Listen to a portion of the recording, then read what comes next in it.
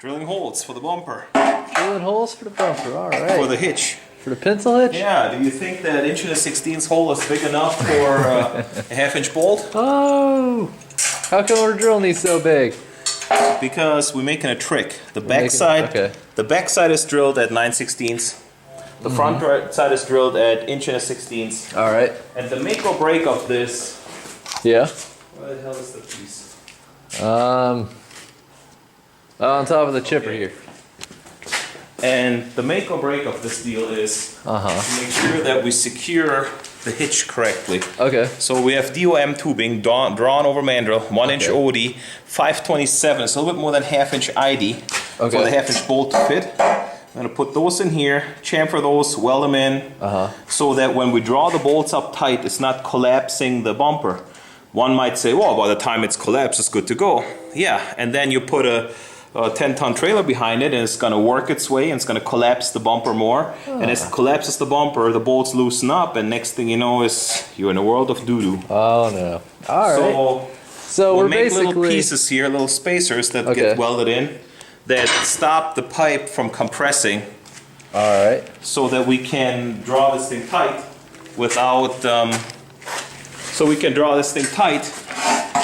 We can draw this thing tight without losing the strength on it. All right. Sure, sounds good.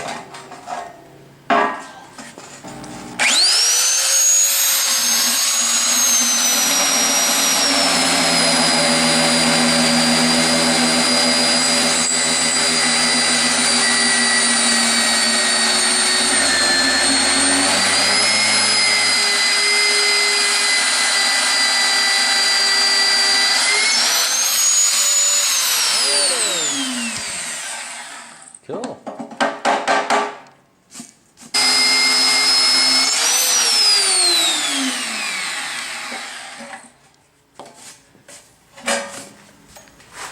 All right, let's see if she fits.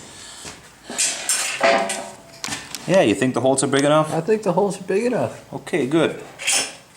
Now let's mark a couple pieces here.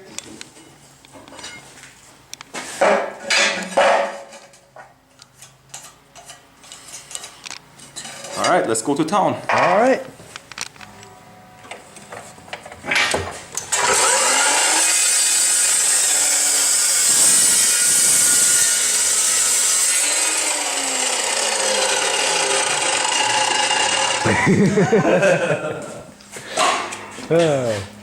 All right. Yeah. What are we doing here? First, what we're gonna do is, because that saw cut on one side, if the saw is not exactly 90, it's a little bit off. When you spin it, you can see it going back and forth like this. Oh yeah. So we face one side off, so it's flush. So when we drop it in, it's flush on the bottom of the pipe. On the top side, what we do is we cut it to length, and then we put a chamfer on. And instead of just like trying to chamfer the hole, which we could do too, I think I have a countersinker. We can actually do a double bevel. Chamfer those holes a little bit and chamfer the pipe. So we can put a hard wire weld in here, like a regular ER70 S6. And then grind it flush so that the weld is still in the bevel. We just take the crown off. And then these are in, so we can draw the hitch up against it.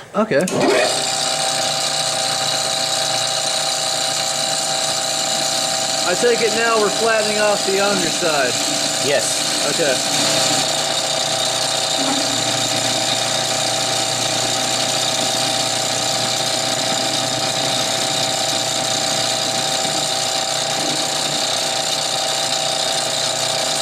Break the sharp edge. There you go.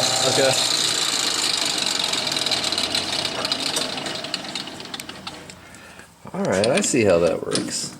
And then, see, this is a nice, almost flat surface. Flat enough to rest on there. At least it's even and level. And now what we can do is drop it in the bumper. Yeah, we should clean some of that shit off there first. There you go. So we're about an 1/8 inch too long. We have to take this off and then chamfer it. Alright, cool.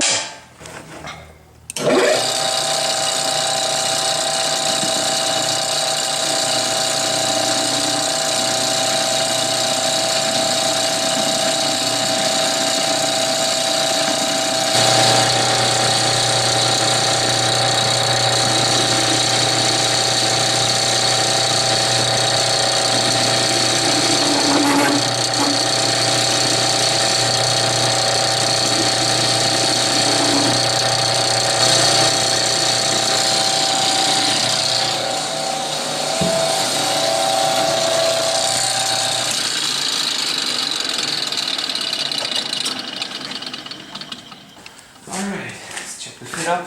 Okay. There, nice fit up. All Can right. be a little bit more chamfer. Okay, cool. And then we gotta run the countersinker in here, open these up a little bit. And we're good. Yep.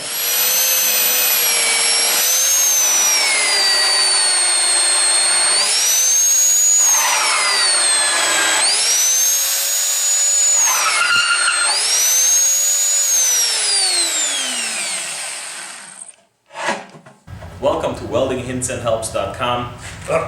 Well, we're gonna take this one. Just let me get my gear on.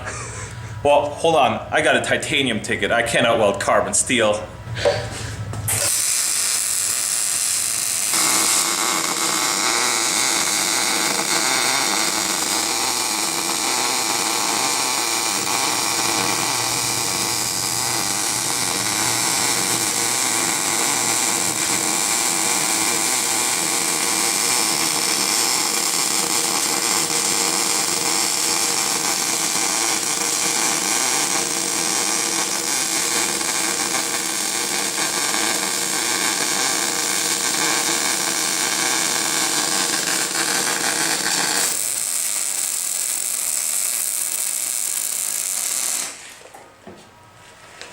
Cool. For sure we gotta like hear this. Uh-huh. With the weldinghintsandhelps.com and with the And as everybody knows, if you can't weld with a shit, buy one of these. A good grinder makes a good welder. These piece of shit welds just make them go away. Oh, yeah. What was that about a good grinder? Did we plug it in? Yeah, we did. Yeah, that's the one. It's the extension cord plugged in. It's broken. Hit it with a hammer. No. Let's let me find another one.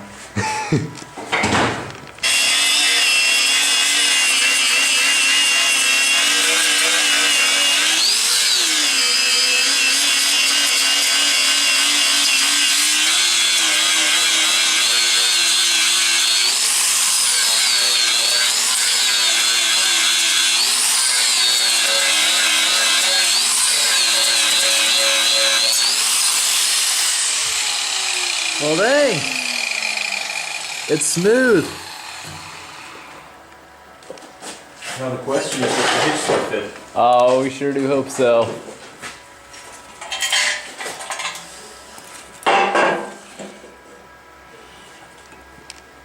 Looks like it might. But Probably will. yeah. Sweetness.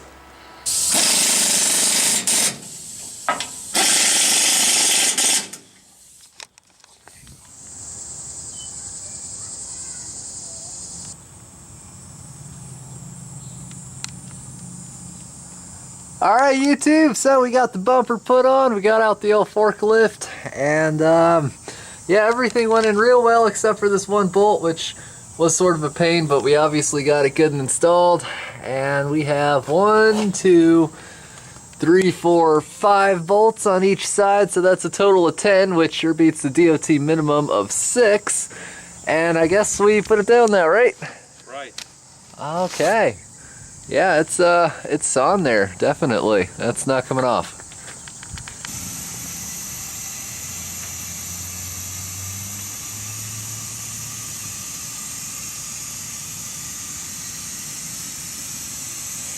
Behold, in all its glory.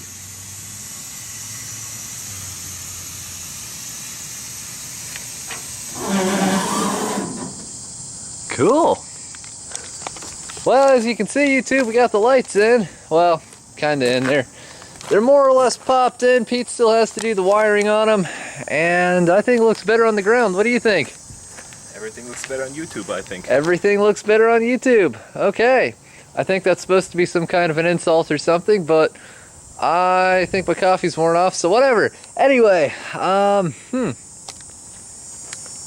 yeah, I think it definitely looks better on the ground. No doubt. Looks beefy as hell. Looks beefy as hell, yep. We got 2 of these 20,000 pound D-rings. We got this pintle hitch, I think that's what that's called. That's what that's called, right? Yes, that's an 8-ton, 16,000 pounds. And underneath it, we have a receiver tube. And I guess, from what Pete's telling me, if it's heavy, it has the pintle hitch, and if it's like a couple jet skis or something, receiver tube. Correct. Correct, alright. All the construction guys have the pintle hitch. Okay. Well, yeah, that's slightly more beefy than the one that was on here when we started, so I guess we can call this a success. Absolutely. You like it? We like success. Alright, cool. Well, I guess this about concludes the video then. Anything to add? Whoever backs up into me and runs into me at a red light, good Gonna luck. have a bad time. Bad day. Alright, well, I can't really think of anything YouTube, so as always, thanks for watching. Don't forget to rate, comment, and subscribe for more. I'll put a link to Pete's channel in the description. And have a nice night, everybody. Yeehaw. Yeehaw.